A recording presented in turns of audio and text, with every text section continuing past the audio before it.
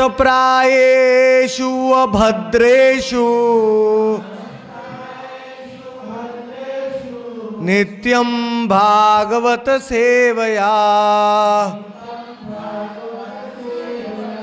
भगवती उत्तम श्लोके भक्तिर्भवति नैष्ठिकी।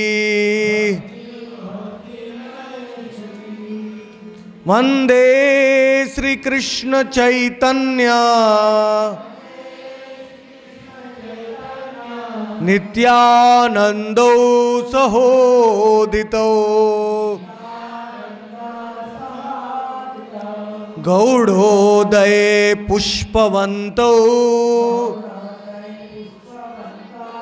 चित्रो संदो तमोनुदो नित्यानंदम् अहं नौमि सर्वानंदकरं परम्। हरिनाम प्रदं देवम् अवधूत शिरोमणिम् नमो महावदान्याय कृष्ण प्रेम प्रदायते कृष्णाय कृष्ण चैतन्य नामने गौरत्विषे नमः।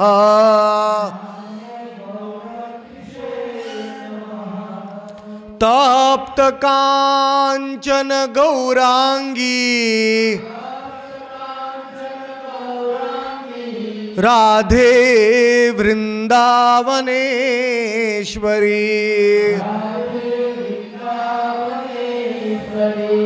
वृषभानुसुते देवी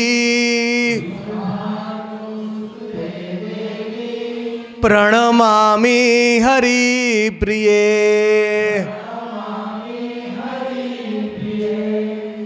तवैवास्मि तवैवास्मि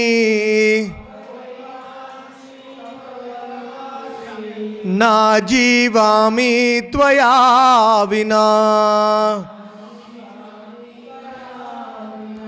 इति विज्ञाय देवित्वम् नय मां चरणान्तिकम्।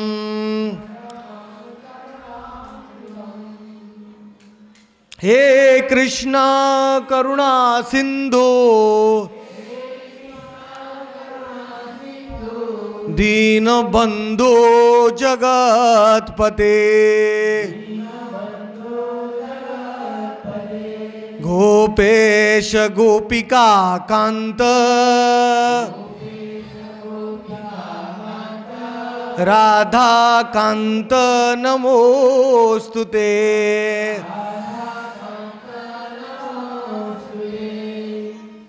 जहाँ जहाँ भी भागवत कथा होती है अलक्ष्य रूप में हमारे आचार्य गण उपस्थित हो जाते हैं, सारे वैष्णव आ जाते हैं अप्रत्यक्ष रूप में। उन सब की उपस्थिति के कारण ही हमको भागवत सुनने की और हमको भागवत कहने की योग्यता मिलती है। डिस्टर्ब हो रहा है, एक बार कर लो ना, बार बार चालू कर दो, अंधकार में मत रखो। चालू कर दो आगे की। हाँ ठीक है, जो भी है कर दो, नीचे आ जाओ।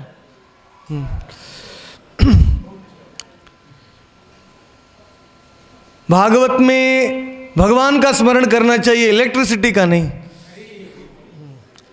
तो इसलिए क्या कह रहा था, साधु संतों की, आचार्य गणों की उपस्थिति में हमको योग्यता मिलती है भागवत सुनने के लिए, इसीलिए हम सब वैष्णवों को प्रणाम करेंगे। वांछा कल्पतरुभ्यश्च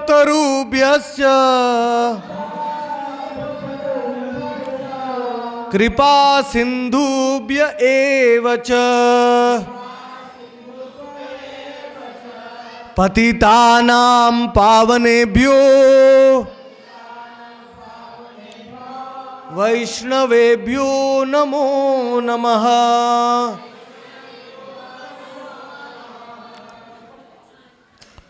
और सबसे महान वैष्णवी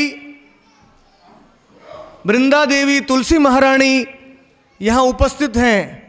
उनकी प्रीत्यर्थ ये भागवत होने जा रही हैं, तो वृंदा देवी का प्रणाम मंत्र बोलेंगे। सब लोग मेरे पीछे बोलेंगे, वृंदायै तुलसी देव्यै प्रियायै केशवस्य च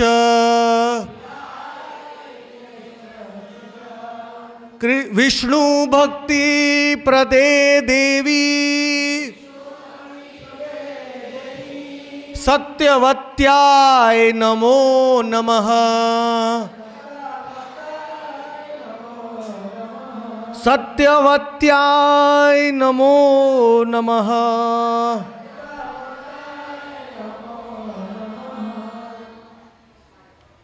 अभी पंचतत्व मंत्र, जिस पंच तत्व की कृपा से एक मूक व्यक्ति भी बोलने लगता है, एक अशिक्षित व्यक्ति भी भागवत को समझ सकता है। पंच तत्व का नाम लेंगे, सब मेरे पीछे बोलेंगे, श्री कृष्ण चैतन्य प्रभु नित्यानंद श्री अद्वैत गदाधर श्रीवासादि गौर भक्त वृंद।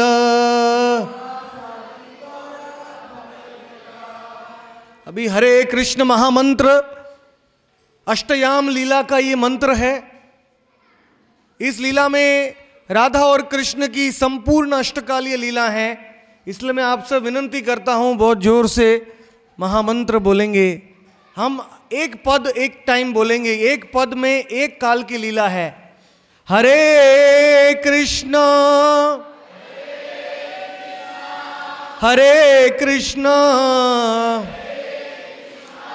कृष्ण कृष्ण हरे हरे हरे राम हरे राम राम राम हरे हरे हरे कृष्णा कृष्ण कृष्ण हरे हरे हरे राम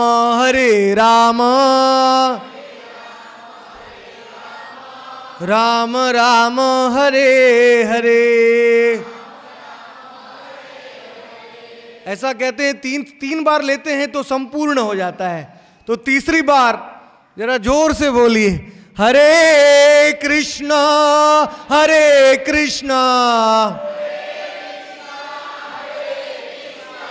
कृष्णा कृष्णा हरे हरे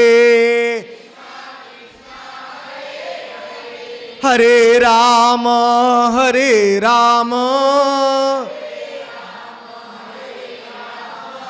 राम राम हरे हरे।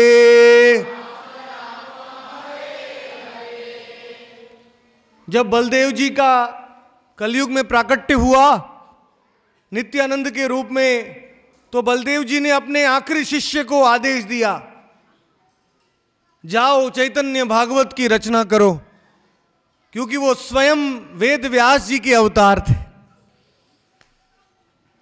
तो इसलिए नित्यानंद की कृपा से हमको चैतन्य भागवत प्राप्त हुआ है।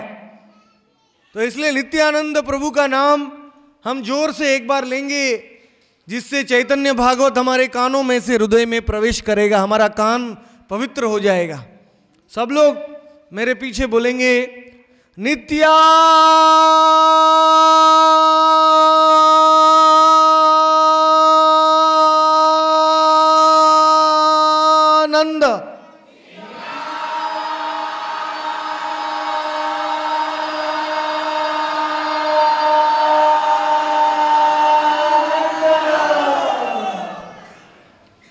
नित्यानंद के छोटे भाई कृष्ण भगवान राधा का भाव लेके आए। ये चैतन्य भागवत कृष्ण बलदेव, बलदेव की लीलाएं और कृष्ण की लीलाओं से सम्मिलित है और निताई गौर की लीलाएं हैं। तो प्रभुपाद जी लिखते हैं, चैतन्य भागवत का श्रवण करने से, चैतन्य भागवत का पठन करने से हम निताई को जान लेंगे, गौर को जान लेंगे, कृष्ण को जान लेंगे, बलदेव को जान लेंगे, राधा रानी को जान लेंगे और कृष्ण भक्ति को जान लेंगे।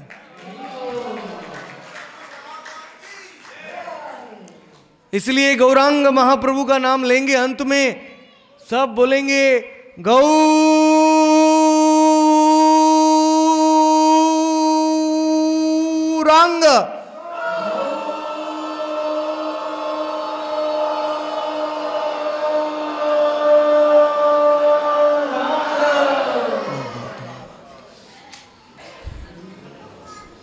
श्रीमद् चैतन्य भागवत की जय। श्री व्यास अवतार श्री वृंदावन दास ठाकुर की जय। सबसे पहला श्लोक चैतन्य भागवत में, संपूर्ण चैतन्य भागवत में 12,416 श्लोक हैं। ये आदि खंड, मध्य खंड और अंत्य खंड 3 में विभाजित हैं। इसमें 3 खंडों में अध्याय हैं। तो प्रतिदिन हमें 1730 श्लोकों की लीला का श्रवण करना पड़ेगा, तब 7 दिन में 12,416 श्लोक पूर्ण होंगे। तो इसलिए श्रोतागणों को मैं विनंती करता हूं कि बहुत एकाग्र चित्त से चैतन्य भागवत का श्रवण करें, क्योंकि इसका अनंत महात्म्य कृष्णदास कविराज गोस्वामी ने बताया है। मैं खुद वैष्णव कैसे बना, वो इस श्लोक को सुन के बना। वो कौन सा श्लोक है? वो चैतन्य भागवत की परम महिमा का श्लोक है। ये श्लोक को समझने से ही हम वैष्णव बन जाते हैं। ये श्लोक मैं कहूंगा, मेरे पीछे आप दोहराएंगे। चैतन्य भागवत सुने जय जन, সেই তো महावैष्णव হয় ততক্ষণ। जो भी एक बार चैतन्य भागवत का श्रवण करता है, वो जहां बैठा है, जहां खड़ा है, जहां सुन रहा है, वहां ही वो महावैष्णव बन जाता है। उसी क्षण तुरंत किसको महावैष्णव बनना है? हाथ ऊपर कीजिए। तुरंत ही, ततक्षण बंगाली में। तो ये श्लोक पढ़ के मुझे भी आशा आ गई कि मेरे जैसा पापी तापी जीव भी महावैष्णव बन सकता है। भक्ति सिद्धांत सरस्वती ठाकुर चैतन्य भगवत के परिचय में ये बताते हैं, कृष्ण लीला भागवते कहे वेद व्यास, चैतन्य लीलारो व्यास वृंदावन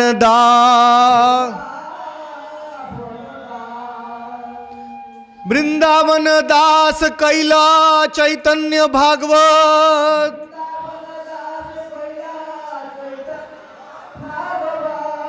जहार श्रवणे नाशे सर्व अमंगल।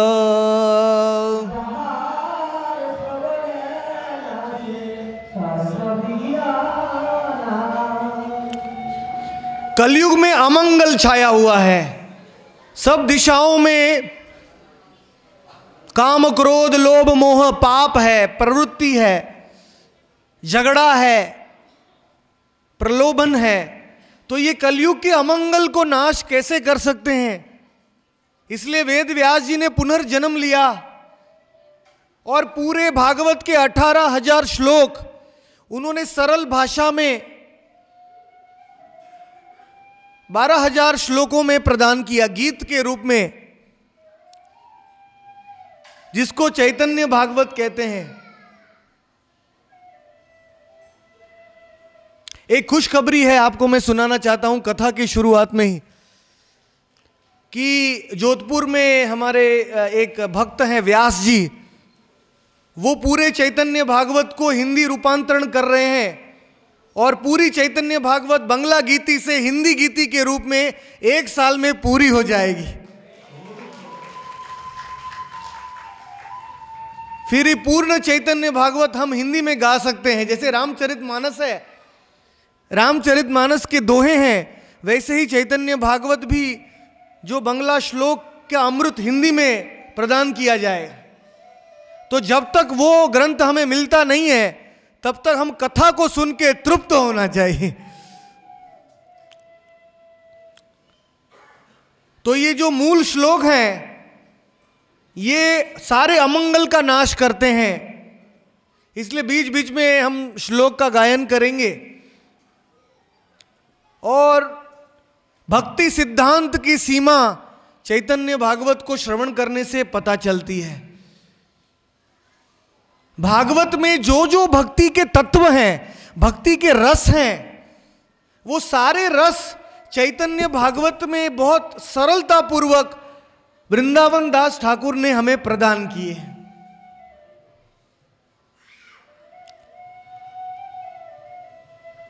ये ग्रंथ कोई मनुष्य नहीं रचना कर सकता है। वृंदावन दास मुखे वक्ता श्री चैतन्य। वृंदावन दास तो लिख रहे हैं, लेकिन जो वक्ता है वो गौरांग महाप्रभु हैं। ये ग्रंथ कोई साधारण जीव ने रचना नहीं किया है। ग्रंथ की शुरुआत के पहले ग्रंथ का महात्म्य पढ़ना बहुत आवश्यक है।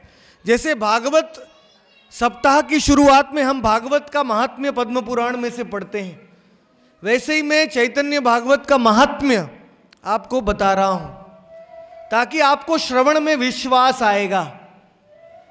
जितना आप श्रद्धा से, जितना आप विश्वास से इन लीलाओं का श्रवण करोगे, उतना ही आपको ज्यादा फल मिलेगा, लाभ होगा, आपकी भक्ति बढ़ेगी।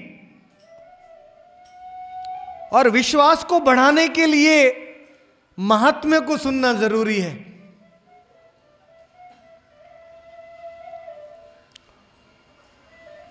वृंदावन दास पदे कोटि नमस्कार।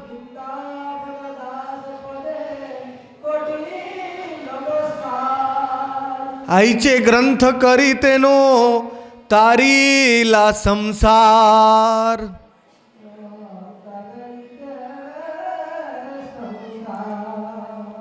ऐसा ग्रंथ करके उन्होंने सारे संसार का उद्धार किया है। हम सबसे पहले वृंदावन दास ठाकुर के चरणों में कोटि कोटि नमस्कार करते हैं। नारायणी चैतन्य उच्चिष्ट भाजन ताहारो गर्भे जन्मिला दास वृंदावन। ये चैतन्य भागवत लिखने की योग्यता वृंदावन दास को कहां से मिली है? वृंदावन दास की माता का नाम था नारायणी। क्या नाम था? नारायणी देवी। नारायणी देवी 5 साल की थी तब श्रीवास आंगन में भगवान ने बोला, नारायणी मैं संकीर्तन यज्ञ का आरंभ कर रहा हूं और सबसे पहले तुम नाचोगी कीर्तन में, क्योंकि तुम 5 साल की बालिका हो। तुम नाचोगी तो सारे विश्व नाचेगा। नाचो नारायणी नाचो। तो कीर्तन में नारायणी नाचने लगी और कीर्तन के बाद भगवान ने अपना महाप्रसाद जो अपना जो उच्चिष्ट है वो नारायणी को दिया गया और वो 5 साल की बालिका ने भगवान गौर कृष्ण का उच्चिष्ट ग्रहण किया और धीरे धीरे वो बड़ी हुई और उसी गर्भ में वृंदावन दास का जन्म हुआ।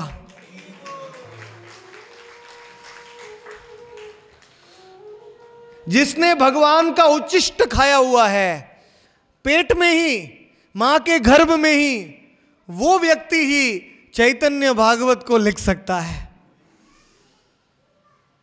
भगवान की कृपा भगवान के महाप्रसाद में होती है। तो कृपा के पात्र हैं वृंदावन दास, इसलिए उन्होंने ऐसा अद्भुत चरित्र का वर्णन किया है कि सारा त्रिभुवन इससे पवित्र हो गया है।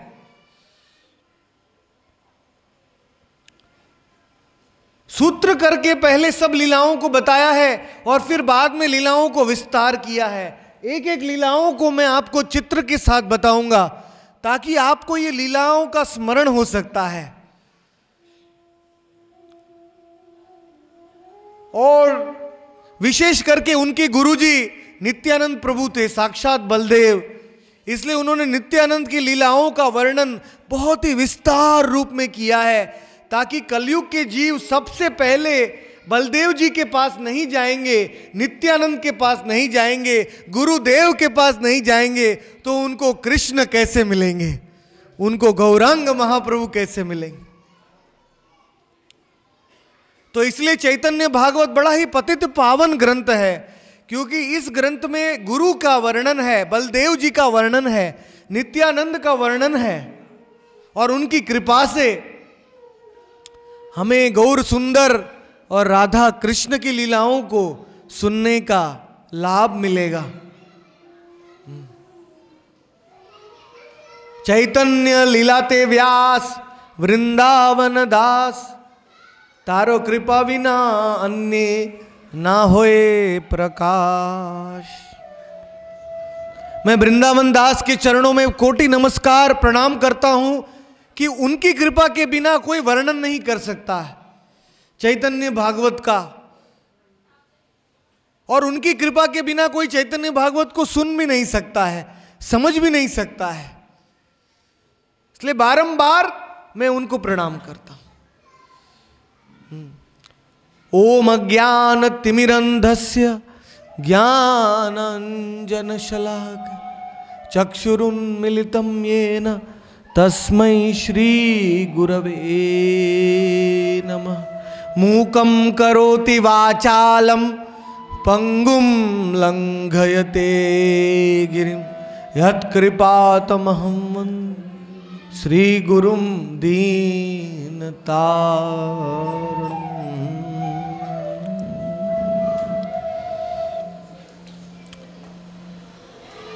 वृंदावन दास ठाकुर का संक्षिप्त में चरित्र ऐसा है कि नारायणी के गर्भ से जन्म लेके वृंदावन दास ठाकुर बचपन से ही कृष्ण लीला में मग्न थे।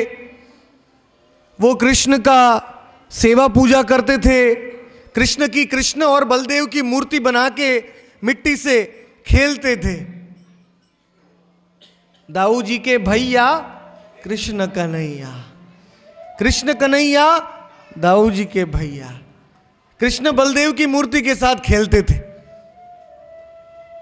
क्योंकि वो भगवान कृष्ण बलदेव जी के सखा थे।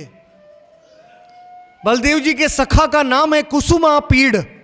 क्या नाम है? कुसुमापीड़ सखा गोलोक से आए और वेद व्यास जी बद्रिक आश्रम से आए, और दोनों ही व्यक्ति, दोनों महापुरुष एक शरीर में लीन हो गए, और वो शरीर, वो स्वरूप, उनका नाम पड़ गया वृंदावन दास ठाकुर।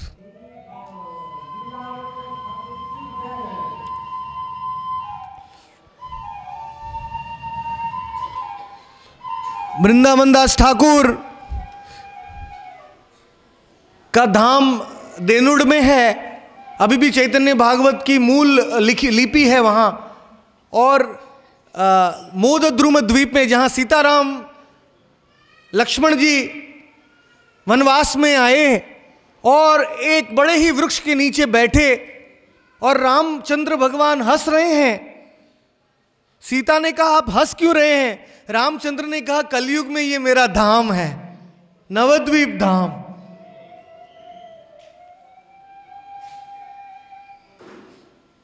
उसी धाम में राम लक्ष्मण के परम भक्त वृंदावन दास ठाकुर जी ने वास किया, और मोदद्रुम द्वीप में उन्होंने चैतन्य भागवत की रचना आरंभ की।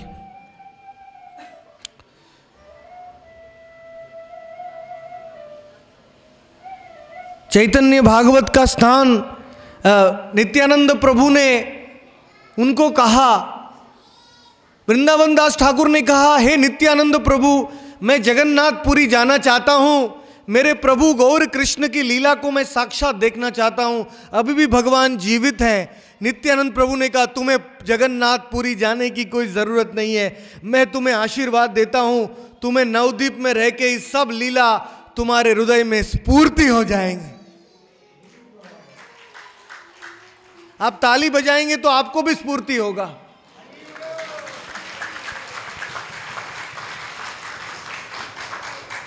जिसको हृदय में स्फूर्ति होता है ना, वो बच्चे की तरह ताली बजाता है।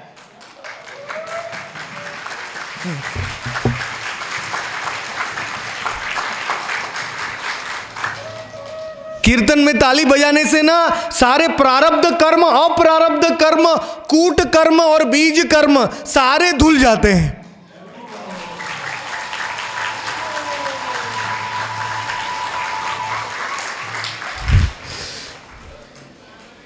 एक बार जिसने चैतन्य भागवत की कथा सुन ली, उसको ज्योतिष के पास जाने की जरूरत नहीं है, क्योंकि सब रेखाएं मिल जाके खत्म हो जाती है। तो इसलिए नित्यानंद ने आशीर्वाद दिया, तुम भगवान को यहां बैठे बैठे देख सकते हो। वृंदावन दास, तुम गौर लीला का वर्णन करो, क्योंकि ये गौर चरित्र कलयुग में सबसे औदार्यवान, दयामय लीला है, और ये लीला का श्रवण करके सबसे पतित जीव भी भगवत प्राप्ति कर सकते हैं। श्रीमद् भागवत को परमहंस संहिता कहा गया है। क्या कहा गया है? परमहंस संहिता। निवृत्त तरशैर उपगीयमानात्, जो सारे संसार में सारी तृष्णाओं से जो मुक्त हो गए हैं, वो व्यक्ति भागवत का गान कर सकते हैं,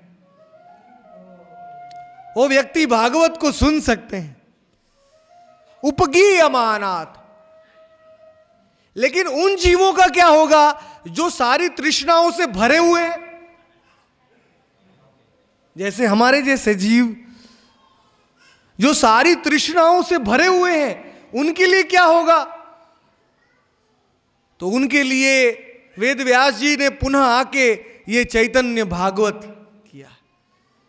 चंडाल भी इसको सुन सकता है, इसमें अपराध नहीं है, और महावैष्णव बन सकता है और भागवत को सुनने का अधिकारी बनता है।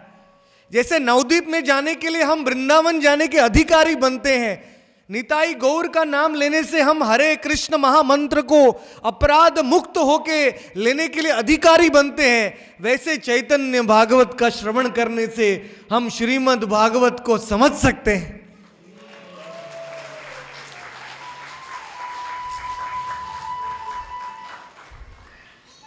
तो वृंदावन दास ने कितना बड़ा त्याग किया है। वो भगवान को साक्षात देखने के लिए नहीं गए, उन्होंने चैतन्य भागवत लिखना आरंभ किया और सारी लीला की स्फूर्ति उनके हृदय में हुई। और सबसे पहले चैतन्य भागवत के सबसे पहले श्लोक में उन्होंने दोनों भाइयों को याद किया है। सबसे पहला श्लोक आप मेरे पीछे बोलेंगे, जो पहला श्लोक बोलता है उसको पूरे 12,000 श्लोक का ज्ञान अंदर आ जाता है। तो सबसे पहला श्लोक मेरे पीछे बोलेंगे, आजानुलंबित भुजौ।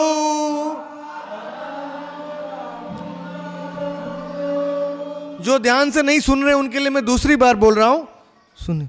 आजानुलंबित भुजौ कनकावदातो कनकावदातो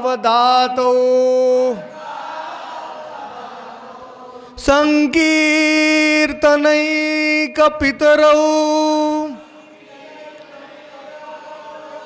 संकीर्तनैकपितरौ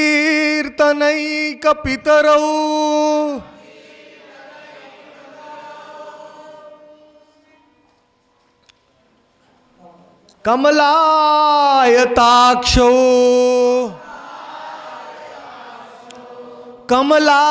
कमलायताक्षो विश्वंभरो द्विजवरो विश्वंभरो द्विजवरो युगधर्म पालो युगधर्म पालो वंदे जगत प्रिय करो वंदे जगत प्रिय करो करुणावतारो करुणावतारो।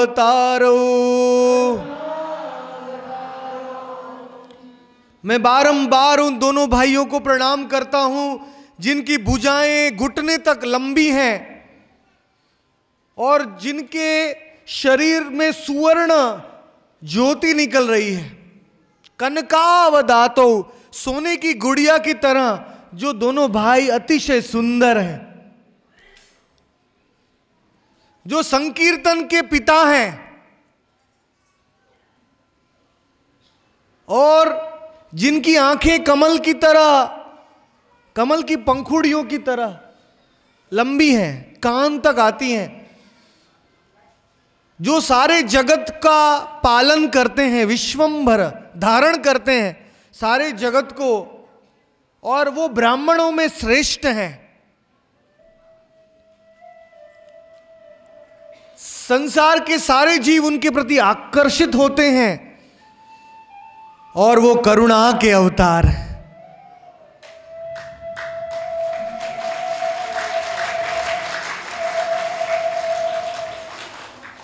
दया मतलब मांगने से मिलती है, करुणा मतलब बिना मांगे मिल जाती है।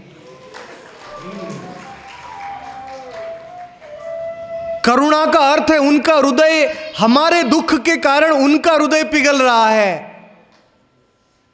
इसलिए उनको करुणावतारो कहते हैं। ऐसे करुणामय निताई गौर सुंदर को मेरा बारंबार प्रणाम।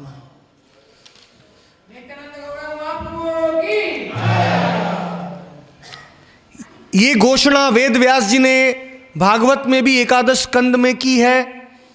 कई लोग पूछेंगे चैतन्य भागवत का प्रमाण क्या है आपके पास, तो ये प्रमाण भी मैं आपको बता देता हूं। करभाजन मुनि ने, महाराज निमि नव योगेंद्र थे जो स्वर्ग से आए, महाराज निमि ने पूछा कलयुग में कौन सा अवतार होता है, तो भागवत में एकादश स्कंद में करभाजन मुनि ने ये दोनों भाइयों के बारे में बताया, कलयुग के अवतार के बारे में बताया। क्या कहा उन्होंने?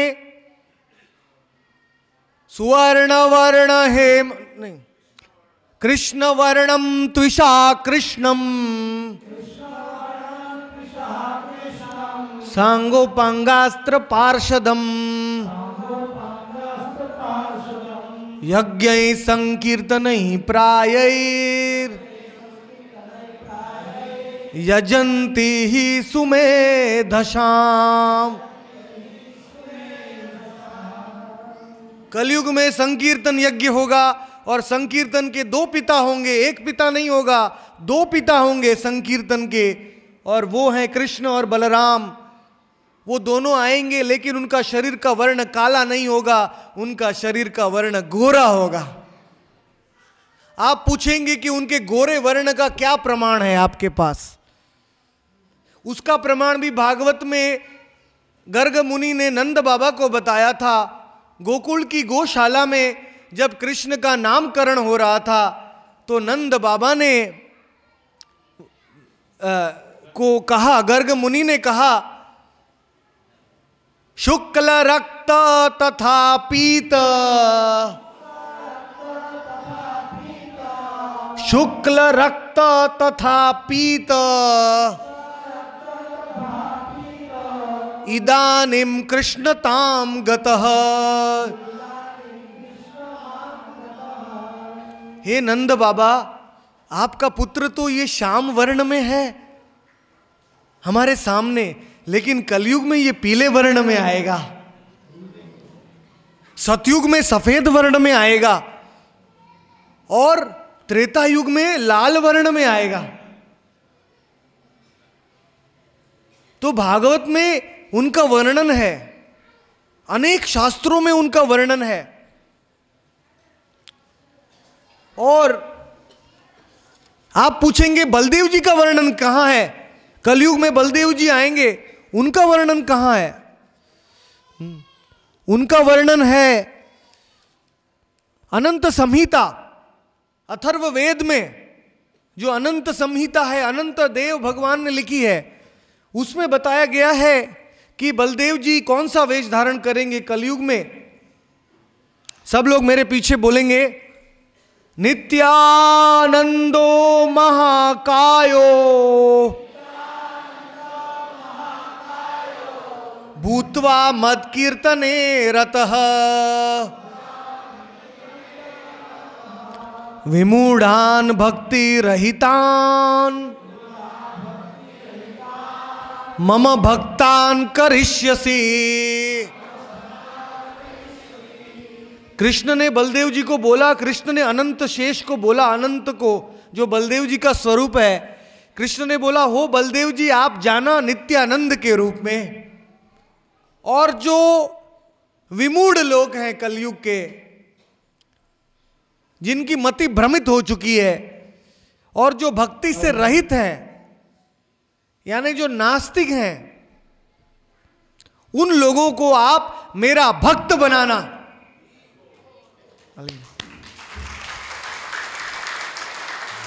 जिसको भक्त बनना है वो ताली बजाएगा। मद भक्तान करिष्यसि, तुम उन सबको मेरा भक्त बनाना। मद भक्तान करिष्यसि, हे बलदेव ये तुम्हारा कार्य है। इसलिए नित्यानंद प्रभु ने शादी किया कलयुग में। दो पत्नियां थी उनकी, वसुधा और जानवा। जैसे द्वापर युग में उनकी दो पत्नियां थी, रेवती और वारुणी। कलयुग में उन्होंने विवाह किया ताकि वो पापी तापियों के घर में जा सकते, सन्यासी नहीं जा सकता। तो नित्यानंद प्रभु ने हमारे लिए विवाह किया और घर घर में जा रहे हैं, और भगवान ने, उनके भैया ने जो आदेश दिया है उसको पूरा कर रहे हैं। सारे भ्रमित लोगों को महावैष्णव बना रहे हैं। और ये चैतन्य भागवत भी उनका ही आदेश से लिखा गया है ये भी चैतन्य भागवत में भी ये शक्ति है कि इसको सुनने से, इसको पढ़ने से महावैष्णव बन सकते।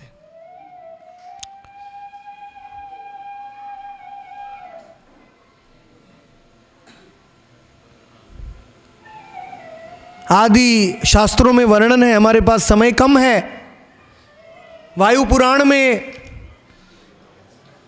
कहा गया है, बलरामो ममैवांश सोपि मत पृष्ठम एष्यति नित्यानंद इति ख्यातो न्यासी चूड़ामणि शितो। मेरे अंश बलदेव, जो मेरे सबसे पहले प्रकाश हैं, बलदेव जी, वैभव विलास बलदेव जी हैं, स्वयं प्रकाश। कृष्ण के दो स्वरूप हैं, उसमें से बलदेव जी विलास स्वरूप हैं। तो बलदेव जी और कृष्ण में कोई अंतर नहीं है, दोनों का स्वरूप एक जैसा है, केवल एक गोरे हैं और एक श्याम है।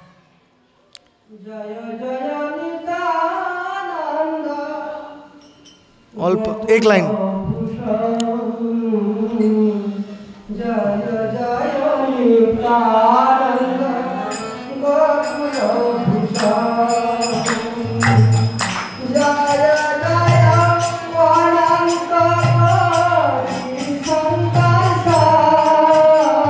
संकर्षण भी है वो, साक्षात संकर्षण।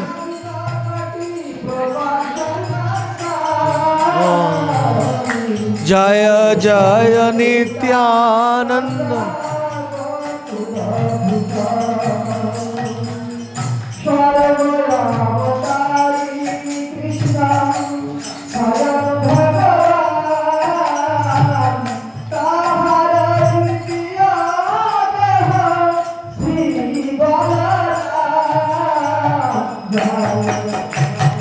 नित्यानंद रोहिणी कुमार, जय जय नित्यानंद रोहिणी कुमार। वही रोहिणी कुमार, रोहिणी नंदन बलदेव जी निताई के रूप में आए, वही मूल संकर्षण। और उनकी कृपा से, जगत गुरु नित्यानंद की कृपा से ही चैतन्य भागवत हमें प्राप्त हो रहा है।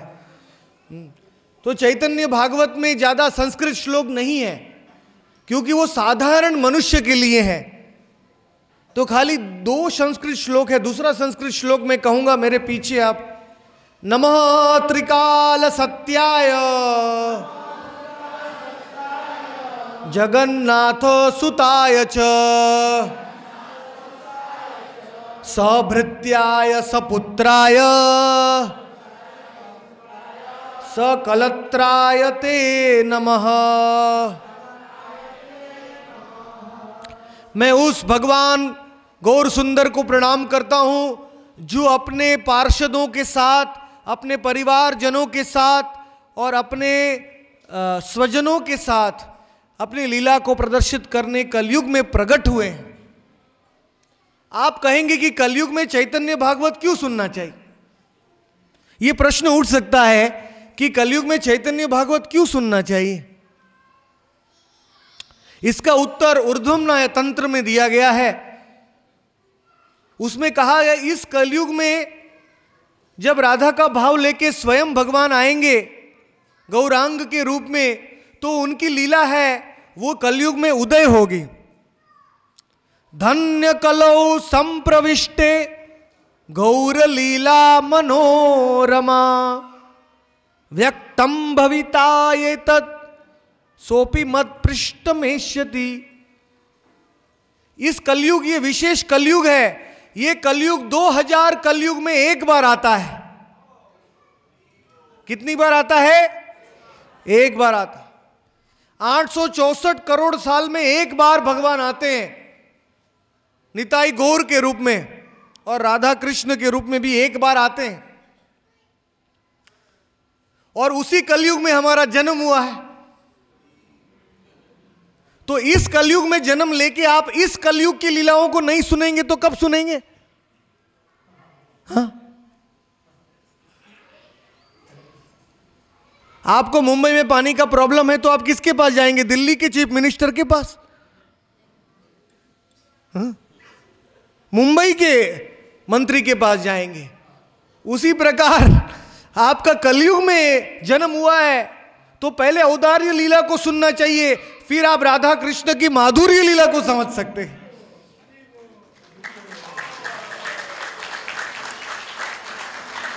गौरांगेर मधुर लीला जारो करणे प्रवेशिला, हृदय निर्मल भेलो तार।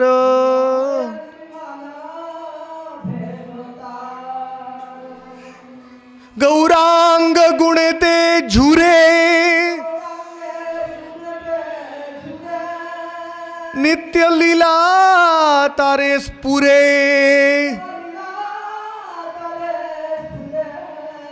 शे राधा माधव अंतरंग।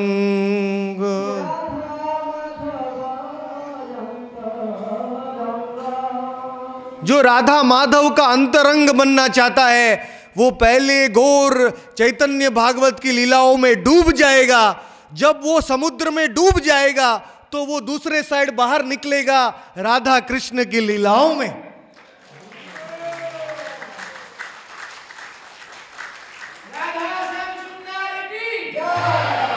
जो इसमें डूबेगा ही नहीं वो वहां से निकलेगा कैसे? संसारेर पार हैया भक्तिर सागरे,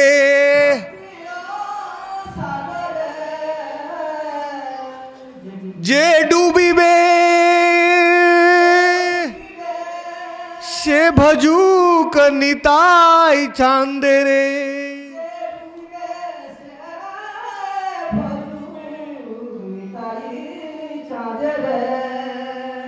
जो संसार सागर को पार करके भक्ति के सागर में डूब के राधा कृष्ण की लीलाओं में निकलना चाहता है वो हमारे निताई गौर की लीला को चैतन्य भागवत के रूप में उसको श्रवण करना चाहिए।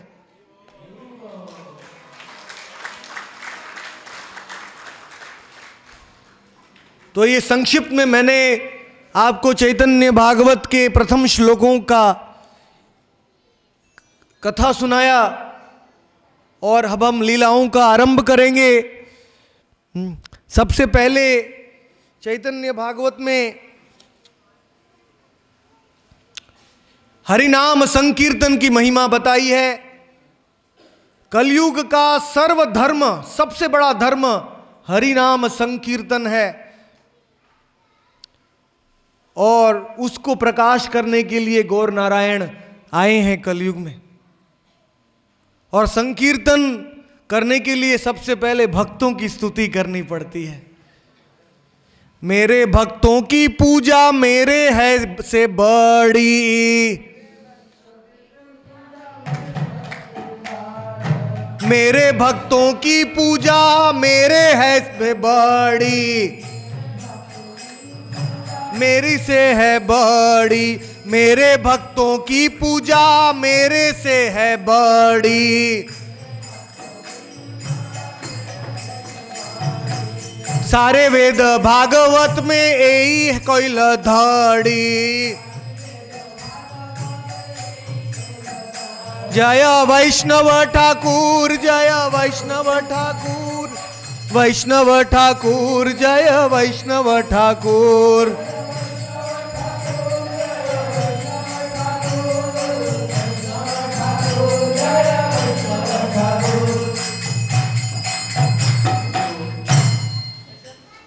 मेरे परम गुरुदेव जी थे, उनका नाम था भक्ति सिद्धांत सरस्वती ठाकुर। उनको एक शिष्य ने पत्र लिखा कि गुरुदेव जी मैं मंदिर के बहुत दूर रहता हूं, मैं भक्तों का संग कैसे करूं? भक्तों का संग तो मुझे मिलता नहीं है, मैं मंदिर में जा नहीं पाता हूं, मेरे परिवार के साथ मैं दूर रहता हूं, मेरी नौकरी है। तो गुरुदेव जी ने ये कहा कि तुम बस चैतन्य भागवत खोलो और रोज इसका पाठ करो।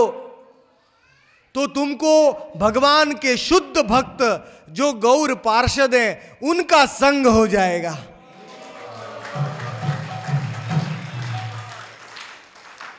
घर में बैठे बैठे भगवान के शुद्ध पार्षद आपके हृदय में आ जाए। एक बार एक भक्त को गले में सर्दी हो गई, बहुत कफ हो गया, और वो भक्त ही मंगल आरती गाता था। तो वो भी आया भक्ति सिद्धांत सरस्वती ठाकुर के पास, बोला ठाकुर जी, गुरुदेव जी, आज मैं मंगल आरती नहीं गा सकता हूं, मैं क्या करूं? गुरुदेव ने बोला, कल सुबह मंगल आरती के पहले 3 बजे उठ के तुम जोर से चैतन्य भागवत के श्लोकों का उच्चारण करो, तुम्हारा सारा कफ, सारी सर्दी भाग जाएगी। तो उसने दूसरे दिन उठ के चैतन्य भागवत का पाठ किया तो उसका कंठ इतना मधुर हो गया। वृंदावन में एक हरिदास पंडित थे, वो शाम के समय में सारे वैष्णवों को बुला के चैतन्य भागवत की कथा करते थे, और सारे वैष्णव चंद्रमा, वो बीच में चंद्रमा की तरफ बैठे थे, और सारे वैष्णव तारे के रूप में बैठ के उस चैतन्य भागवत के अमृत का पान करते थे। मदन गोपाल जी के कृपा से ये चैतन्य भागवत भगवान के 24 साल की लीला का वर्णन है, और चैतन्य चरितामृत उनकी आखिरी 24 साल की लीला का वर्णन है, जो जगन्नाथपुरी में हुई। जो पहले 24 साल की लीला जो नवद्वीप में हुई उसका वर्णन है, और सबसे सुंदर नवद्वीप लीला है, क्योंकि वो गोलोक धाम में भी 2 भाग हैं। चैतन्य भागवत के प्रस्तावना में भक्ति सिद्धांत सरस्वती लिखते हैं कि गोलोक धाम में भी 2 भाग हैं, एक है नवद्वीप और एक है ब्रज। कौन से 2 भाग हैं?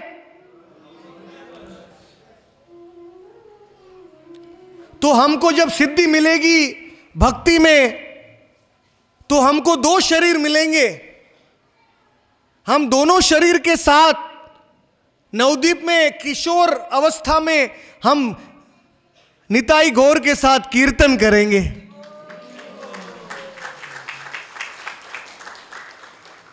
और गोपी के शरीर में, किशोरी का शरीर में, सच्चिदानंद शरीर में हम राधा कृष्ण की लीलाओं में रास लीला करेंगे।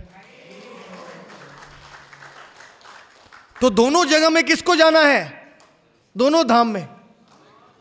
दोनों हाथ ऊपर करना पड़े।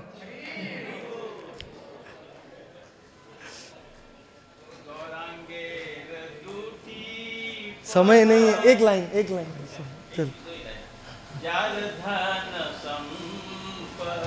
माइक।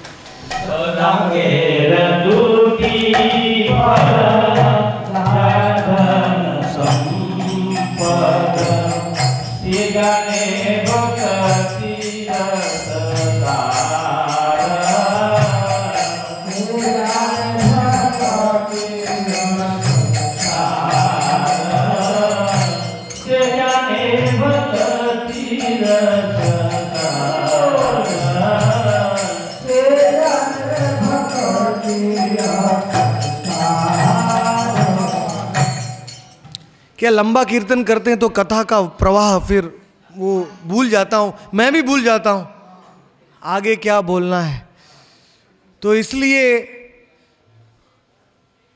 दोनों ही धामों में हमको स्थान चाहिए, तो दोनों ही लीला सुननी चाहिए।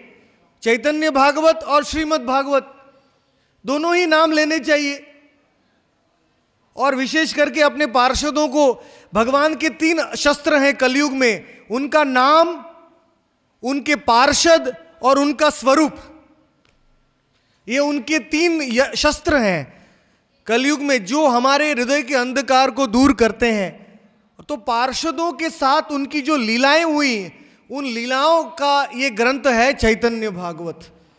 क्योंकि भगवान कृष्ण कभी अकेले लीला नहीं करते, एको बहुश्याम, अपने पार्षदों को लेके आते।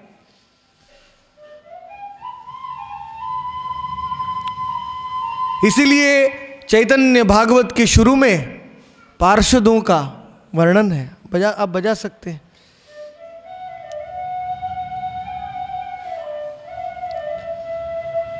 नाना स्थाने अवतीर्ण हैल भक्तगण, नवद्वीपे आशीष हैलो सबार मिलन। पहले से शुरू करो।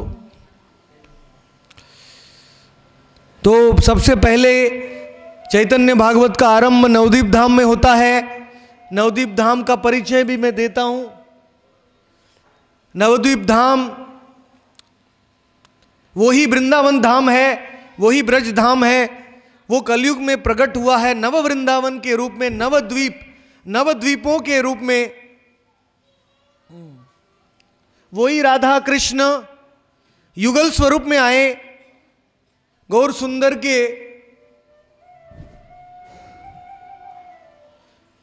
और वही वृंदावन नवद्वीप बन गया है। क्योंकि भगवान कभी अकेले नहीं आते हैं, अपने धाम को लेके आते हैं। तो उसी धाम में सारे भक्तों का अलग अलग स्थानों में जन्म हो गया। नवद्वीप के आजू बाजू जहाँ जहाँ परम वैष्णवों का जन्म होता है, वो पूरा गांव, वो पूरा शहर, उसके 21 किलोमीटर आजू बाजू सब धन्य हो जाते हैं। इसलिए भगवान कृष्ण ने सारे पार्षदों को आज्ञा दिया कि आप अलग अलग गांवों में, अलग अलग स्थानों में जन्म ले लो और उस क्षेत्र को धन्य बनाओ। उसके बाद उनके सारे पार्षद ने जन्म लिया। 13 साल पहले 12 जनवरी 1473 में कृष्ण के बड़े भैया ने राढ़ देश में जन्म लिया।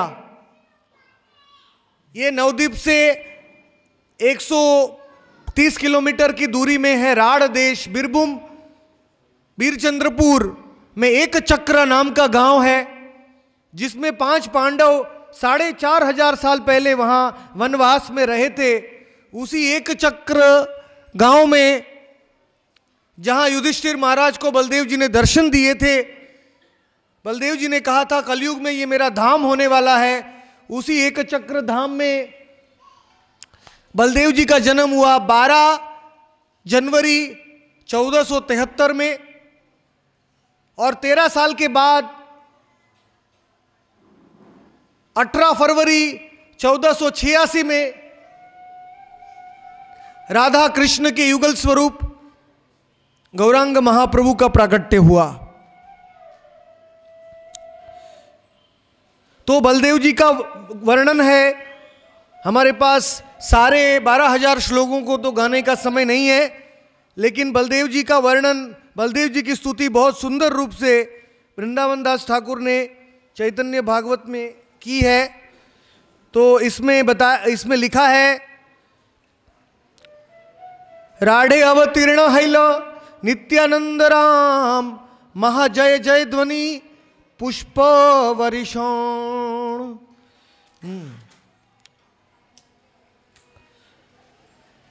बलदेव जी कृष्ण की 10 प्रकार से सेवा करते हैं। कृष्ण की शैया, कृष्ण की पादुका, कृष्ण के आभूषण, कृष्ण के फूल मालाएं, कृष्ण का पीतांबर, कृष्ण के वाहन गरुड़, कृष्ण के ऊपर अनंत शेष, ये सारे जो हैं ये सारे बलदेव जी के स्वरूप हैं। बलदेव जी कृष्ण की सेवा करते हैं 10 रूप में, और वही बलदेव जी नित्यानंद के रूप में प्रकट हुए। बोलो नित्यानंद राम की। यही उनका प्राकट्य स्थल है। उनके पिताजी जो द्वापर युग में वसुदेव थे, बलदेव जी के पिता, वो ही कलयुग में हड़ाई पंडित के रूप में प्रकट हुए। और यही हड़ाई भवन का दर्शन आप यहाँ बैठे बैठे कर सकते हैं। बोलो हड़ाई भवन की जय, एक चक्रा धाम की जय। एक चक्रा, वैज्ञानिक लोग तो कहते हैं कि पूरे ब्रह्मांड में अनेक सूर्य हैं, लेकिन हमारे भागवत पुराण में पंचम स्कंद में ये कहा गया है कि पूरे ब्रह्मांड में एक सूर्य प्रमुख है और वो एक सूर्य घूमता है। या चक्षुरेश सविता सकल ग्रहाणाम। पूरे ब्रह्मांड में जैसे एक सूर्य है, वैसे ही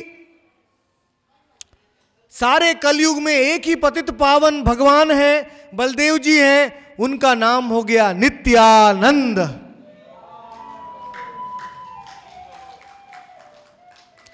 जिसको आनंद चाहिए वो ताली बजाएगा।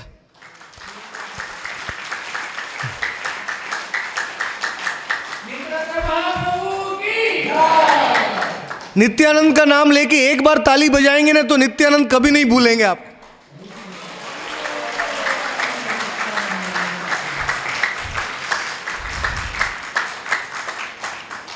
जन्म जन्म आपकी रक्षा करेंगे।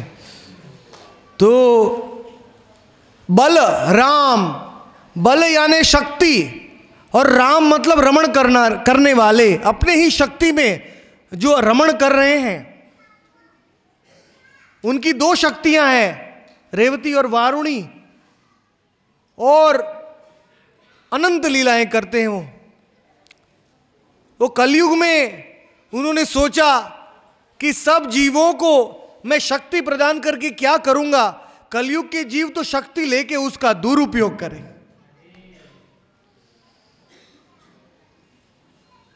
इसीलिए कलयुग में बलदेव जी ने कहा कि सब जीवों को आनंद की आवश्यकता है, सब हम आनंद की खोज कर रहे हैं। तो इसलिए बलदेव जी एक सुवर्ण वर्ण में नित्यानंद के रूप में आए, केवल आनंद कंद।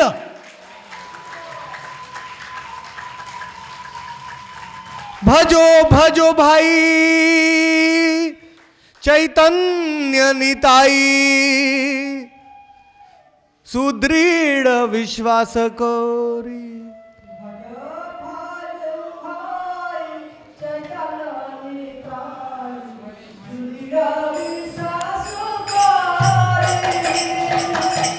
सब अवतार सार शिरोमणि,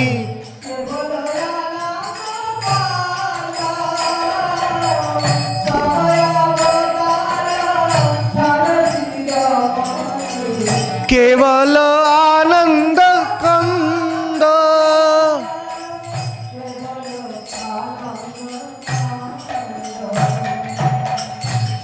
केवल आनंद कंद, आनंद से परिपूर्ण उनका स्वरूप। नित्यानंद के गले में जो अलंकार हैं, अलंकार और आभूषण, पुष्पमाला, वो सब भी भक्ति योग के अवतार हैं।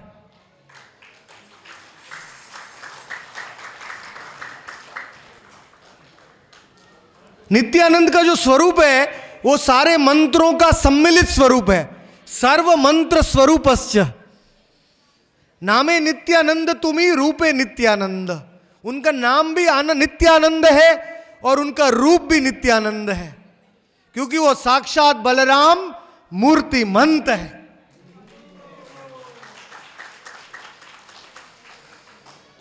अभी आपको उत्साह आ रहा है, मुझे बहुत प्रसन्नता है कि ध्यान से नित्यानंद के चरित्र को श्रवण करने से कृष्ण प्रेम का उदय होता है। तो नित्यानंद का प्रागट्य हो गया। ये है बांका राय, ये बंकिम राय के विग्रह आप दर्शन कर सकते हैं, जिसमें नित्यानंद प्रभु ने अंतर्धान हो गए। उनका जन्म भी एक चक्र में हुआ और उनका जो मौसल लीला है, अंतर्धान का लीला, वो भी एक चक्र में हुआ। वो बांका राय में लीन हो गए। वो उनके छोटे भैया कृष्ण की मूर्ति है बांका राय की, जो जमुना में तैरती हुई आई थी, उसके अंदर ही वो विलीन हो गए हैं। और उन बांका राय का आप दर्शन कर सकते हैं। बोलो बांका राय की। तो उसके बाद में हम बलदेव जी का गुणगान करने के बाद, हरि बोल, नवद्वीप धाम में जाते हैं। उस नवद्वीप धाम में संपूर्ण आनंद फैल गया। भगवान का प्रागट्य होने वाला है। नारद मुनि अपनी वीणा ब्रह्मा के दरबार में बजाने लगे। हरिदास ठाकुर जी और अद्वैत आचार्य गंगा के किनारे नृत्य करने लगे। गौ माता ब्रह्मा के पास आई, गंगा जी भी कृष्ण के पास गई और बोला इस कलयुग में बहुत दुख है, सब लोग बहुत पाप कर रहे हैं। नारद जी तो गोलोक धाम में पहुंच गए अपनी वीणा लेके। तब भगवान से विनती किया कि कलयुग का धर्म हरि नाम संकीर्तन है, उसको उद्घाटन करने के लिए आप स्वयं आइए।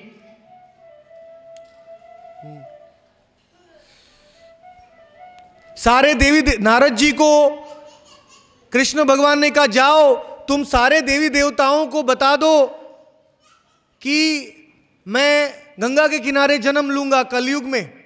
द्वापर युग में मैंने जमुना को सौभाग्य दिया, कलयुग में मैं गंगा के किनारे लीला करूंगा। बोलो गंगा मैया की।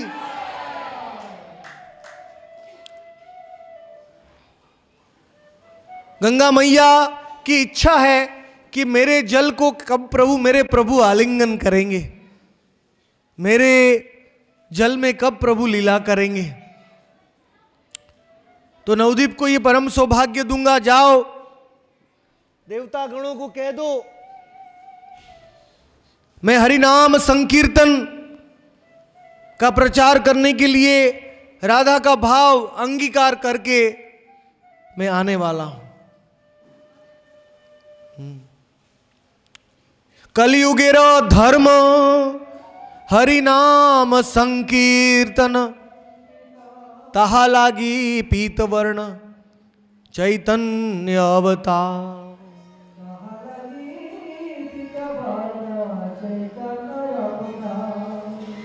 और कीर्तन करते करते प्रभु राधा के प्रेम को चखते हैं। कीर्तन ग्राही जनार्दन। आप घर में निताई गौर को आप बिठाओगे तो प्रभुपाद जी कहते थे आप भोग लगाना भूल जाओगे, लेकिन कीर्तन करना भूलना मत।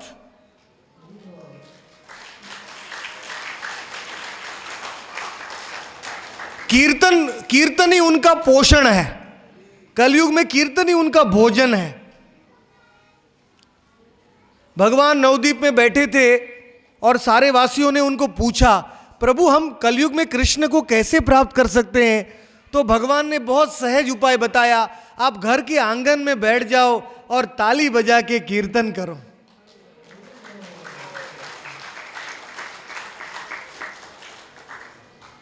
क्योंकि कीर्तन प्रवर्तक है। और जो राधा कृष्ण की लीला है, ये सारी लीला संकीर्तन में सम्मिलित है। कृष्णेर समस्त लीला नामे विद्यमान, जेई नाम शेई कृष्ण शेई तो प्रधान। कृष्ण की समस्त लीला नाम में है। तो नाम कीर्तन के लिए मैं प्रकट होऊंगा कलयुग में। और सारे देवी देवताओं को कहा कि नृत्य करो, तुम जाओ मेरे पार्षदों के रूप में। मेरे कीर्तन अकेला नहीं होता है, संकीर्तन यानी सबको मिला के कीर्तन, सारी इंद्रियों के साथ कीर्तन। तो उसमें देवी देवताओं को भी जन्म लेना पड़ा प्रभु के कीर्तन में सम्मिलित होने के लिए।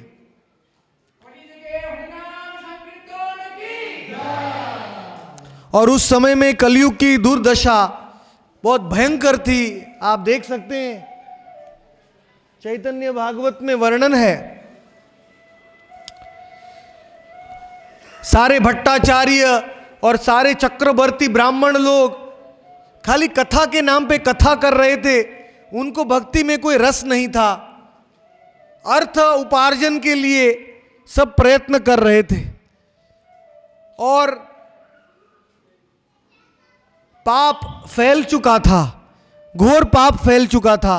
श्रीवास आंगन में नारद मुनि स्वयं श्रीवास ठाकुर का रूप लेके कीर्तन कर रहे, तो वो राजा ने सिपाही भेज दिया, बोले श्रीवास के घर के टुकड़े टुकड़े कर दो और गंगा में फेंक दो। यहां कीर्तन हो रहा है, कीर्तन को बंद कराओ। जो जहां कीर्तन में बाधा होती है वहां प्रभु स्वयं आते हैं कीर्तन की रक्षा करने के लिए। मदिरा का पान, नशा करना। प्रभुपाद जी अमेरिका गए तो प्रभुपाद जी ने 4 नियम बताए। कौन से 4 नियम? मैं एक कथा बताता हूं।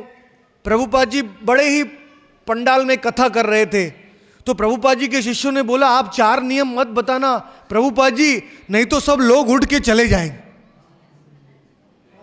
क्योंकि अमेरिका में सब लोग दारू पीते हैं, सब लोग नशा करते हैं, सब लोग अवैध स्त्री संग पुरुष संग करते हैं और सब लोग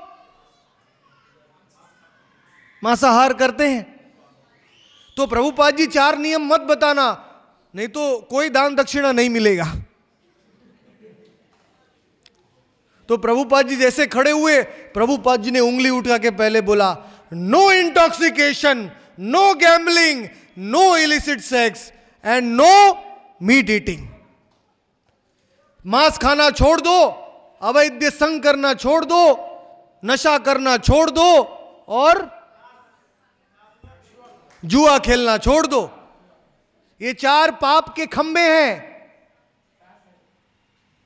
आपको कथा में हम सत्य नहीं बोलेंगे, खाली मीठा मीठा शब्द बोलेंगे तो फायदा क्या है? 4 नियम ये पाप के खंबे हैं कलयुग में। 4 जो धर्म के खंबे नाश हो गए हैं। तो ये घोर पाप फैला हुआ है। पहले से ही हम नशे में हैं। हम सोच रहे हैं कि हम आत्मा नहीं, हम शरीर हैं। आज आप किसी को पूछिए आप कौन है, तो बोलेंगे मैं शरीर हूं, मैं अच्छा दिखता हूं, मैं अच्छा खाता हूं। किसी को पता नहीं आत्मा के बारे में। तो पहले से हमको इस संसार का नशा आ गया है। हम ये भूल गए कि हम आत्मा है। और उस नशे में डबल नशा कौन करेगा? जब उस नशे में हम दारू पी लेते हैं तो नशा के ऊपर नशा हो जाता। वो जैसे बंदर होता है, बहुत ही नटखट बंदर, उसको आप दारू पिला देंगे कोई इतना और पागल हो जाएगा। उसी प्रकार संसार के सारे पाप हमें ये नवद्वीप में ये फैल चुके थे। सब जगह में लोग मांसाहार, मछलियों का पान कर रहे हैं। किसी को पूछते आप मछली क्यों खाते हो, तो बोलते हैं मछली तो बंगाल में गंगा का फल है।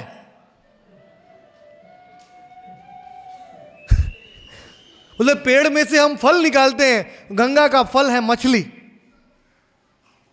लेकिन वो मूर्ख, उनको पता नहीं है कि जो इस जन्म में मछली खाएगा, मांसाहार करेगा, वो अगले जन्म में मछली बनेगा। 84 लाख योनियों में सबसे नीचे की योनि कौन सी है? मछली की योनि। जलजा नवलक्षाणी, 9 लाख प्रकार की मछलियां हैं। 9 लाख जन्म मछली की योनि में कौन लेना चाहता है? हाथ ऊपर कीजिए। अलग अलग मछली बनने को मिलेगा आपको। कभी डॉल्फिन है, कभी शार्क है, या कभी छोटी मछली, बड़ी मछली, वेल। कोई नहीं बनना चाहता है तो मछली खाना छोड़ दीजिए। कौन खाता है मछली? सारे जानवरों का महापाप मछली के पेट में रहता है। मछली खाने से मांसाहार भी हो जाता है, गो मांस भी खाया जाता है, सब हो जाता है। इसलिए महापाप है मछली खाना। तो ये सब ऐसी दुर्दशा में कौन हमारा उद्धार करेगा? जब पाप सब जगह में फैल गया, पर स्त्री का संग,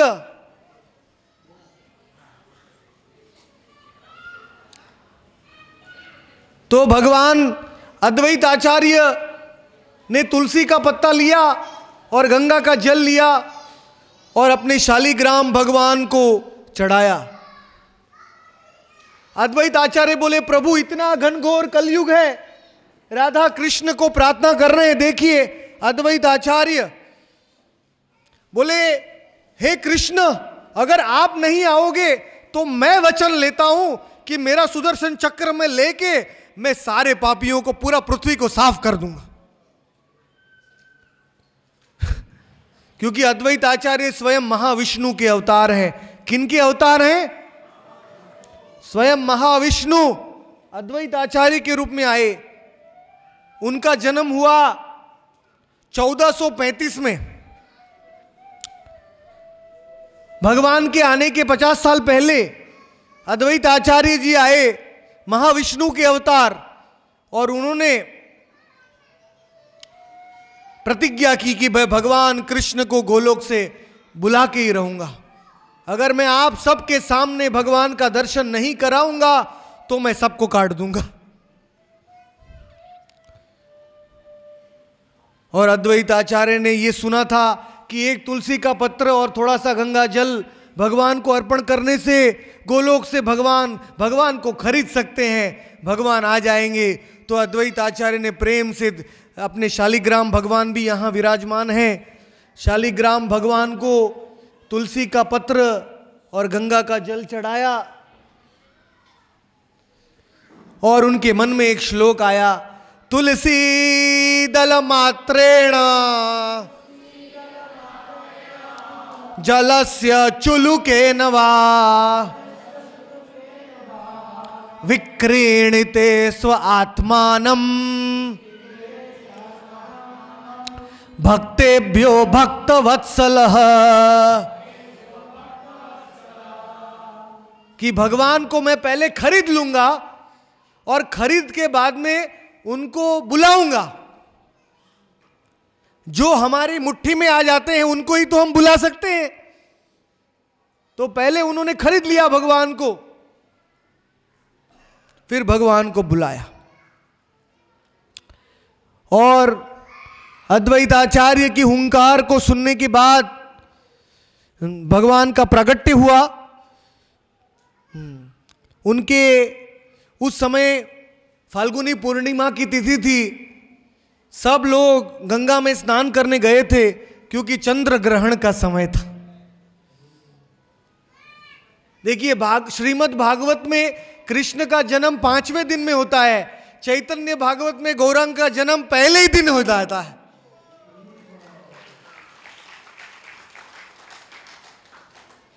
दोनों ही एक ही है। जन्म लीला से भी ऊंची उनकी संकीर्तन लीला है, इसलिए हम जन्म पहले दिन हो जाता है ताकि हम उनकी संकीर्तन लीला का श्रवण कर पाएं। और सब लोग गंगा में उतर के गोविंद गोविंद गोविंद गोविंद बोल रहे थे। गोविंदा पुंडरीकाक्ष गोविंदा पुंडरीकाक्ष गोविंदा पुंडरीकाक्ष गोविंदा। सारे गंगा में पवित्र नाम ले रहे थे। चंद्र ग्रहण था, सूर्यास्त का समय था, चंद्रोदय का समय था। 13 महीने तक भगवान सची माता के गर्भ में रहे। उनको 8 पुत्रियां हो चुकी थी सची माता को, लेकिन सब पुत्रियों का देहांत हो गया।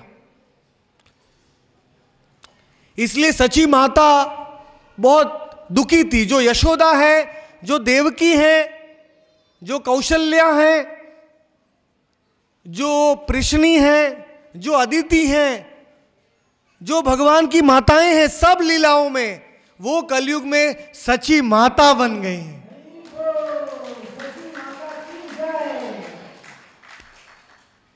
और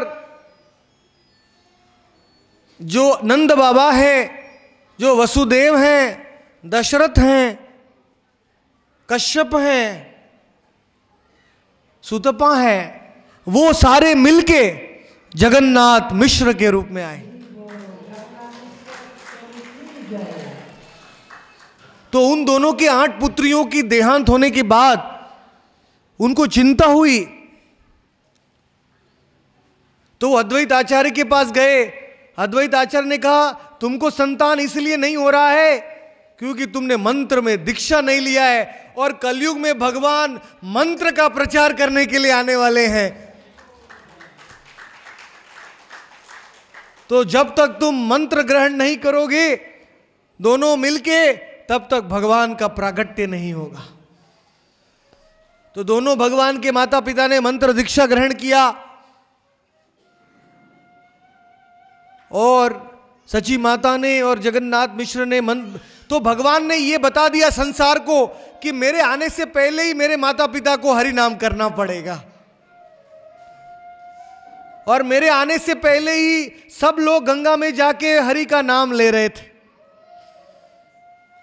ये भगवान का अवतार है नाम का प्रचार करने के लिए। तो उनके आने से पहले ही सब लोग नाम उच्चारण कर रहे थे, और उस प्रकार से बहुत आनंद हुआ। जैसे सची माता के हृदय से उनका प्रागट्य हुआ भगवान का संध्या के समय, और उस समय में सारे तीनों लोकों में जय जयकार होने लगा। गौरांग महाप्रभु का जन्म लीला का गीत गाने सब गाने लगे। मिश्र घर आनंद भयो जय गौर, घर आनंद भयो जय सचिदू लाल की।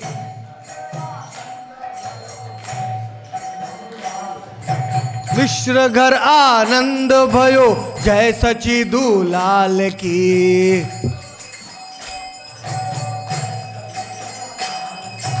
जय सचिदू लाल की, जय सचिदू लाल की।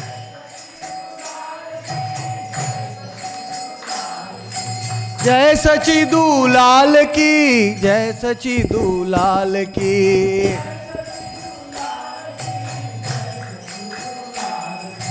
हाथी घोड़ा पाल की, जय सचिदू लाल की। हाथी घोड़ा पाल की, जय बालनी माई की।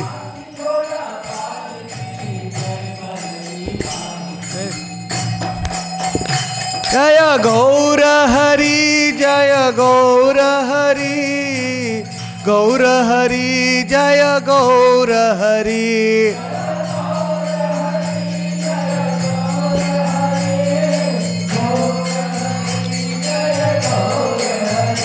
जय गौर हरि, जय गौर हरि, गौर हरि।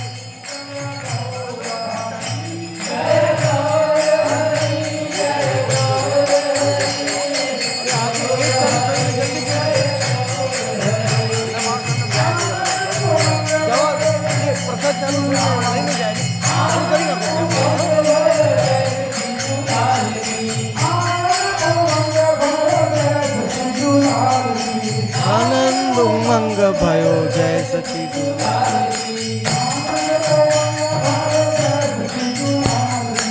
आनंद उमंग भयो जय सचिदू लाल की। पूनम के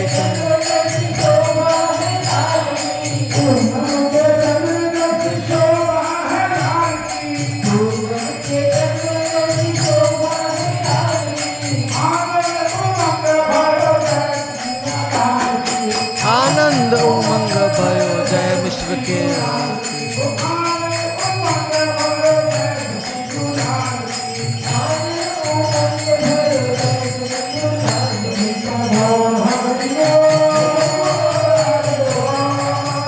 हरि बोल, हरि बोल, ताई गौर।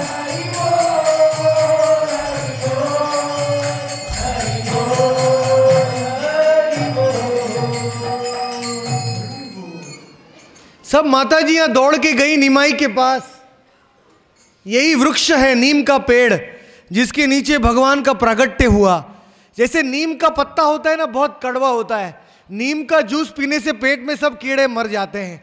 उसी प्रकार जो निमाई का नाम लेता है कलयुग में, निमाई को सुनता है, वो कलयुग के पापों से, कल्मशों से मुक्त हो जाता है।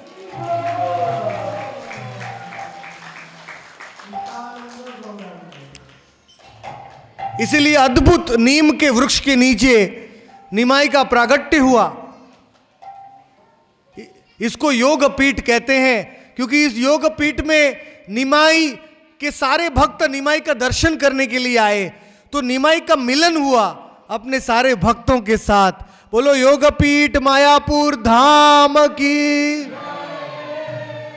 सारी सृष्टि का केंद्र है भारतवर्ष, भारतवर्ष का केंद्र है इंडिया, इंडिया का केंद्र है गौड़ मंडल, गौड़ मंडल के सेंटर में है नवद्वीप मंडल 32 माइल का। नवद्वीप मंडल के बीच में है अंतरद्वीप, 8 कमल की पंखुड़ियां हैं, बीच में कर्णिका है अंतरद्वीप। अंतरद्वीप के मध्य में है मायापुर धाम, और मायापुर के बीच में है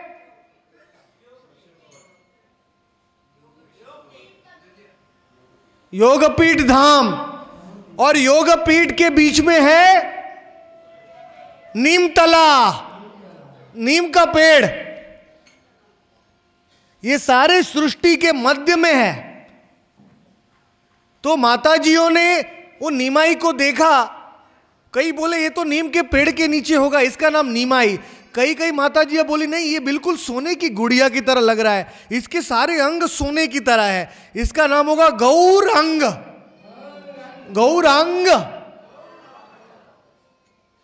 कई माताजियों ने बोला नहीं नहीं, ये तो कृष्ण जैसा लगता है, इसके बाल घुंघराले हैं और लाल बिंब जैसे ओंठ हैं और आंख कमल जैसी हैं, ये तो हरि है, लेकिन राधा का भाव लेके आया है, इसका नाम होगा गौर हरि, गौर हरि। उतनी देर में सची माता के पिताजी नीलांबर चक्रवर्ती आ गए। यही सची माता का भवन है।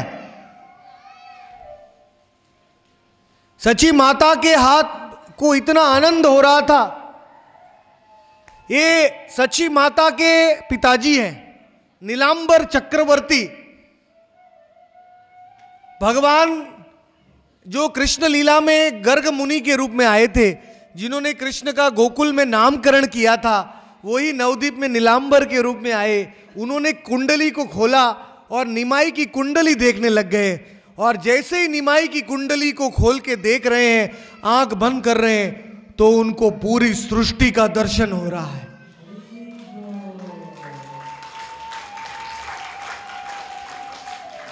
बोले इस निमाई को मैं नाम क्या दूं, इसकी कुंडली देखता हूं तो पूरी सृष्टि ही दर्शन होती है। तो आज मैं निमाई को नाम देता हूं, निमाई का नाम होगा विश्वंभर। सारे विश्व को धारण किया है इसने निमाई को। निमाई की कुंडली अभी भी मौजूद है। हमारे परम गुरु जी भक्ति सिद्धांत सरस्वती ने चैतन्य भागवत में निमाई की कुंडली को छापा हुआ है। आप अभी भी निमाई की कुंडली देख सकते हैं भगवान की कैसी होती है। और वो कुंडली को में से साक्षात विश्व रूप प्रकट होता है, तो इसलिए निमाई का नाम हो गया विश्वंभर। विश्वंभर ही निमाई का नाम है। कि कोई ब्राह्मण ने आके बोला, एक भविष्यवाणी थी कि बंगाल में साक्षात व्रजेंद्र नंदन कृष्ण जन्म लेने वाले हैं और यहां से वृंदावन का प्रेम सबको बांटने वाले हैं। तो यही पुत्र है, यही पुत्र है जो साक्षात नारायण है। बोलो गौर नारायण भगवान की, श्री नवद्वीप धाम की। सब लोग बोले हे जगन्नाथ।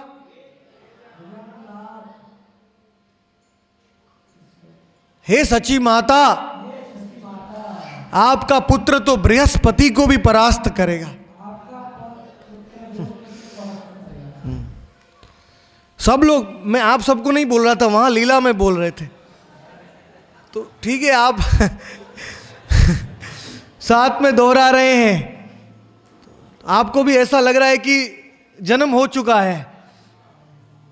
जहां जहां चैतन्य भागवत की लीला होती है वहां नवदीप धाम भी आ जाता है।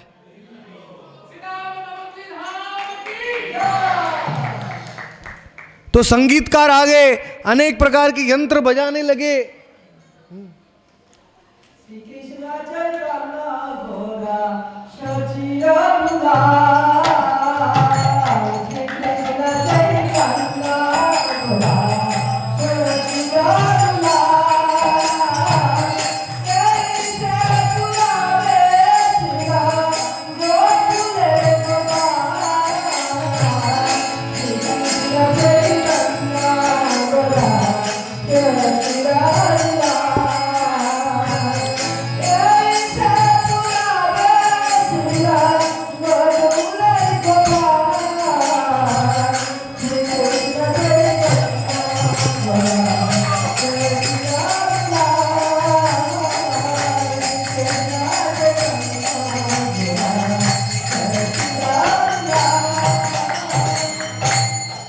सुंदर लाला सचिर दुलाला नाचत श्री हरि कीर्तन में। दूसरों को प्रोत्साहन देने के लिए भगवान की समय नहीं है। 9:30 बजे महाप्रसाद शुरू हो चुका है। जिनको जाना है वो महाप्रसाद लेके जाएं। और अभी हम 5 मिनट और कथा करेंगे, थोड़ी लीलाओं को और बताएंगे, फिर 9:30 बजे हम कथा का विराम करेंगे। आज बहुत बहुत हम आपसे क्षमा मांगते हैं कि कथा लेट चालू हुई, क्योंकि कीर्तन जगन्नाथ भगवान की यात्रा सब जीव जंतुओं का उद्धार के लिए पूरे चारकोप में दर्शन दिया। कल से कथा टाइम पे शुरू हो जाएगी। 5:30 बजे कीर्तन आरंभ होगा और 6 बजे से कथा आरंभ होगी, क्योंकि 12,416 श्लोक पूर्ण करने हैं। रोज आपको 140 लीलाओं के छवियां दिखाई जाएंगी, अलग अलग प्रकार की लीलाएं दिखाई जाएंगी। आज का कोटा तो हम आज पूरा नहीं कर पाए हैं, इसलिए कल कीर्तन भी नहीं होगा। 5:30 से कथा ही चालू कर देंगे, क्योंकि आज की कथा भी कल पूरी करनी पड़ेगी। तो कल कृपा करके विनंती है आप 5:30 बजे ही आ जाएं। और जो नहीं आ सकते हैं उनके लिए कथा nitai.tv में आप कल के दिन में देख सकते हैं, आपको मिलेगी कथा। और व्हाट्सएप के द्वारा अपना फ़ोन नंबर आप व्हाट्सएप में देंगे तो आपको कथा आपके फ़ोन में प्रतिदिन की कथा आपको पहुंच जाएगी। तो उसके बाद में निमाई का नामकरण हुआ। हरि बोल। आगे जगन्नाथ मिश्र निमाई है, वो हरि हरि बोल के नाचते थे कीर्तन में, और सब माताजियों को कीर्तन कराते थे। और जो माताजी ज़्यादा जोर से कीर्तन करती थी उसकी गोदी में निमाई जाके बैठ जाते थे। बोलो निमाई भगवान की। और जैसे कालिया नाग को निमाई ने जमुना में नाथा था, वैसे ही निमाई के आंगन में सांप आया, शेषनाग। निमाई उनके साथ खेलने लगे। जो कृष्ण लीला है वही नवद्वीप में होने लगी निमाई के जन्म के बाद। तो आगे की लीला हम कल सुनेंगे। तृणावर्त राक्षस चोर बन के आए हैं नवद्वीप में, और आगे उन चोरों को निमाई ने कैसे कृपा दी वो आपको कल सुनने को मिलेगा। तो कल निमाई की बाल्य लीला होगी। तो मैं आप सबको हाथ जोड़ के विनंती करता हूँ आप समय सर आ जाइए और निमाई की बाल लीला का सुंदर छवियों के साथ आप श्रवण कर पाएंगे। बोलो श्रीमद् चैतन्य भागवत की जय, श्री निमाई चांद की जय, श्री वृंदावन दास ठाकुर की जय, गुरु परंपरा की जय, गौर प्रेमानंदे।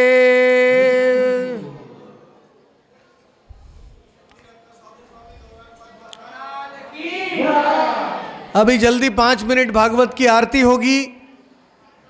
उसके बाद आप सबके लिए महाप्रसाद है।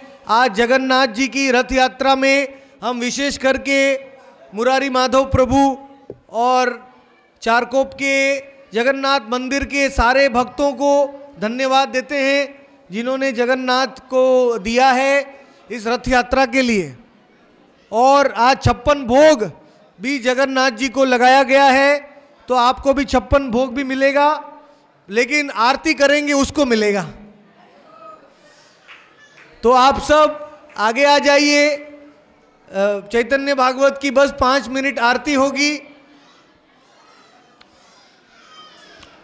और बाद में निताई गौर का जगन्नाथ बलदेव जी का 56 भोग होगा।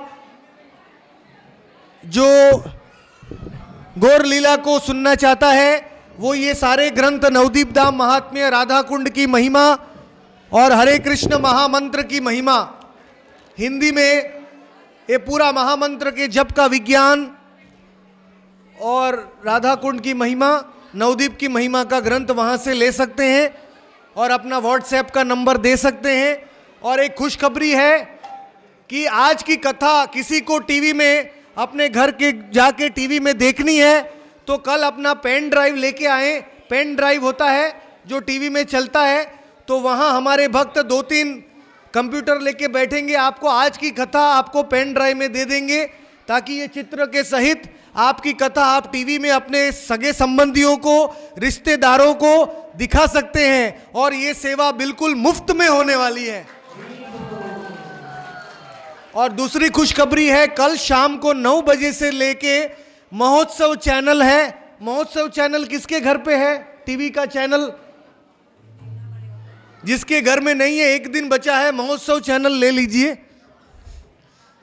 कल शाम में 9 बजे से 12 बजे तक महोत्सव चैनल में ये कथा का लाइव टेलीकास्ट होगा। मतलब आज की कथा कल दिखाई जाएगी और कल की कथा परसों दिखाई जाएगी।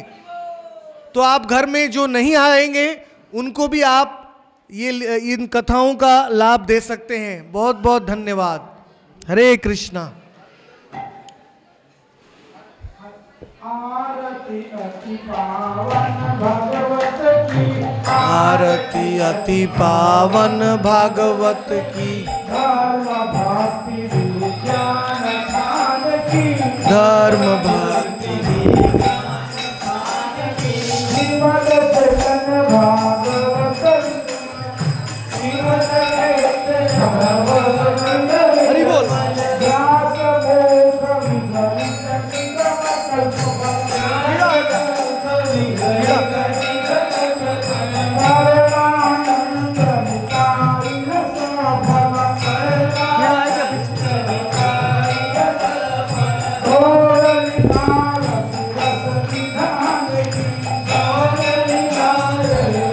निधान की,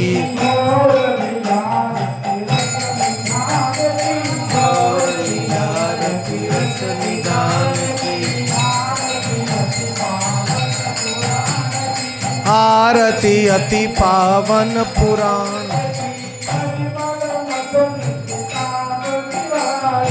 कलिमल मथनि त्रिताप निवारी,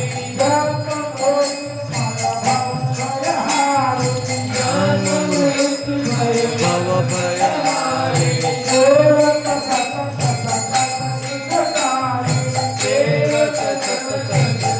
सुखकारी, तुम औषधि हरि चरित गान की। हरि बोल। कैमरा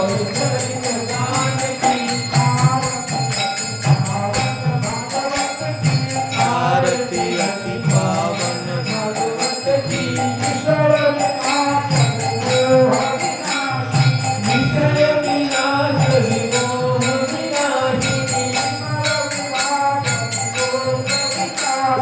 विमल विराग विवेक विकास,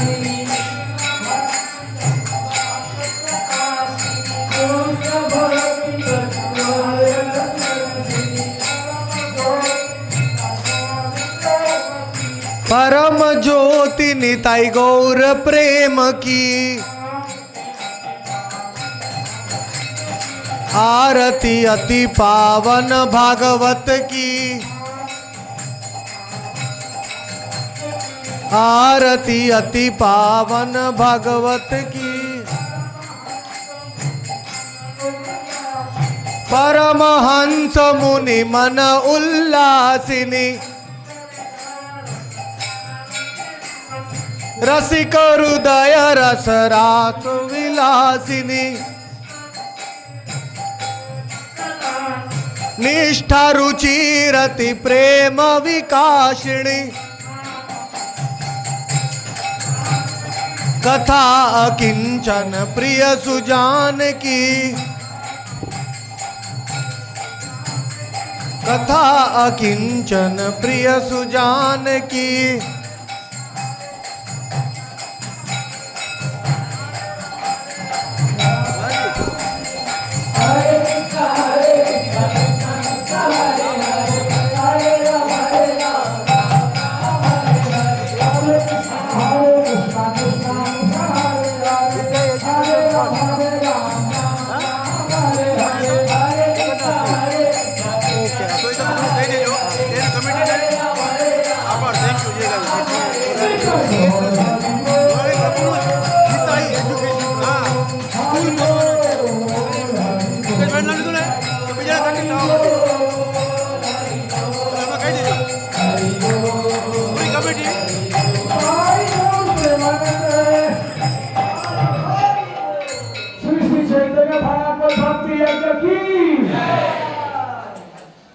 निताई एजुकेशन